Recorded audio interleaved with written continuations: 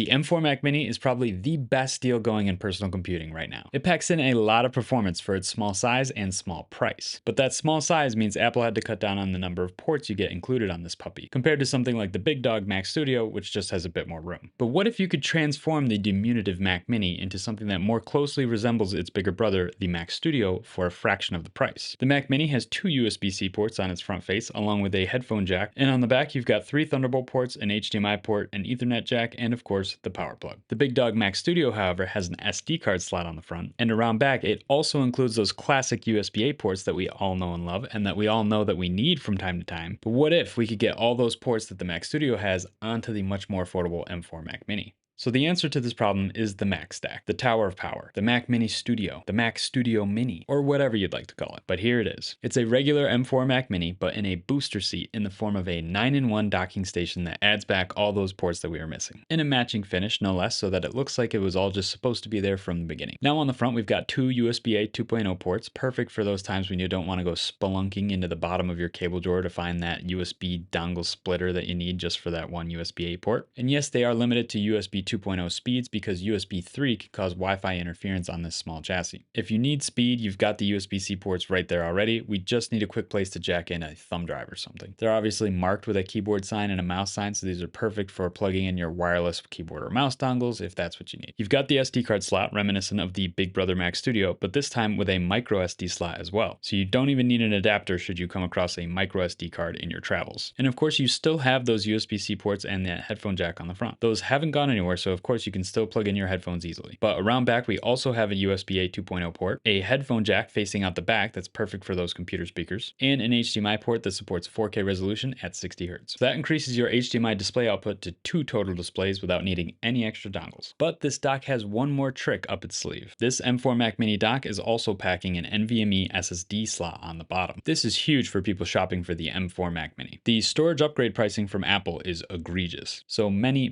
people are wanting the M4 Mac Mini for its power and price point, but are looking for another storage solution. Well, if you buy any NVMe SSD up to 4 terabytes, you can just slot it in the bottom of this dock. It supports different lengths of NVMe drives, which is really clever, so pretty much any M.2 NVMe SSD that you buy will fit. However, this drive slot is limited to 10 gigabits per second, but this drive slot is going to be plenty speedy for most people who just want a little bit more storage without paying through the nose for Apple's built-in storage from the factory. And who am I kidding? This storage definitely looks built in once you've got the NVMe drive installed. So if you like to keep a clean desk and you're worried about aesthetics and organization and you don't want drives and wires hanging around, then this dock with a built-in NVMe enclosure might be the super clean setup for your Mac Mini that you've been looking for. And the cherry on top is that the cutout corner shape of the docking station makes it just a little bit easier to hit that power button if you ever need it. The brand that sent me this M4 Mac Mini dock sells it on Amazon for about $100, but there's usually a couple coupon codes that bring it down even more. So make sure to check the link in the description if you want to make sure you have the latest price. But yeah, what do you think? Is sacrificing one Thunderbolt port worth getting all these other ports back plus an NVMe drive on the bottom? Let me know in the comments below.